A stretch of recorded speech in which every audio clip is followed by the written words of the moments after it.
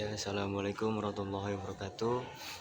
Yang pertama-tama, perkenalkan, nama saya Haidar Kadin, dari kelas 3E, NIM 23930447177. Ya, di sini saya akan mengerjakan atau mempresentasikan tugas dari Pak Hanif, yakni filsafat pendidikan Islam.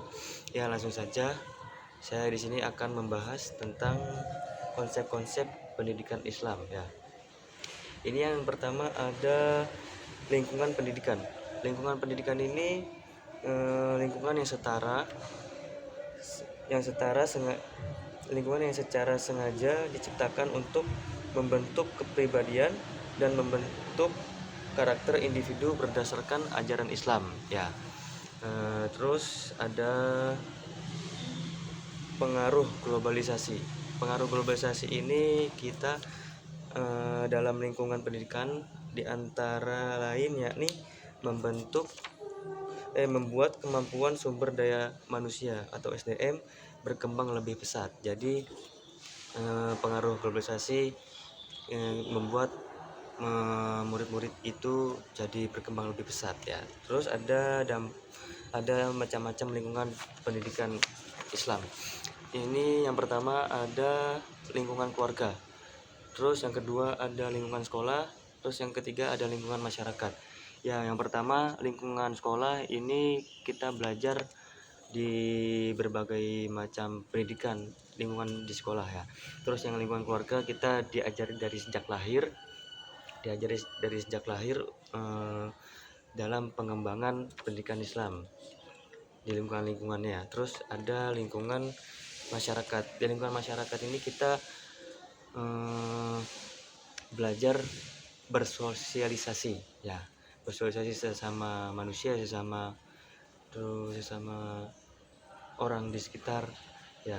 Di sini ada dampak negatif perubahan lingkungan pendidikan Islam.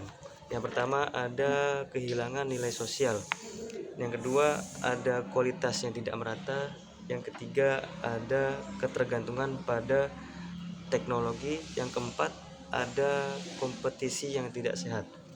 Ya, yang pertama saya jelaskan yakni kehilangan nilai sosial. Kehilangan nilai sosial jadi peserta didik yakni tidak percaya diri, terus tidak bersosialisasi kepada teman-temannya ya kan. Terus yang kedua kualitas yang tidak merata. Dampak negatif dari perubahan sosial ini yakni kehilangan kualitas yang tidak merata. Jadi di setiap sekolah itu ada yang bagus, ada yang buruk, terus jadi tidak merata gitu. Terus ada yang ketergantungan pada teknologi. Jadi kita dari zaman sekarang, pada zaman sekarang itu para manusia atau para siswa bergantung kepada teknologi ya. Contohnya HP, terus teknologi yang lain. Nah, yang keempat ada kompetisi yang tidak sehat. Kompetisi yang tidak sehat ini dari lomba-lomba yang kita ambil dari contoh kompetisi lomba CCQ, cerdas cermat. Itu ada dari teman-teman kita yang tidak sehat secara kompetisinya atau antara lain lah gitu kan.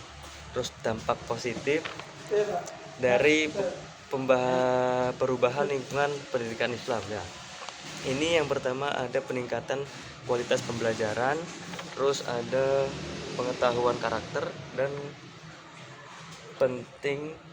peningkatan kesadaran sosial.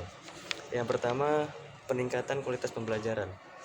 Kualitas pembelajaran kita dari kurikulum berkualitas atau kualitas kita di-upgrade lagi dalam pembelajaran secara seksama ya kan. Terus ada pengembangan karakter.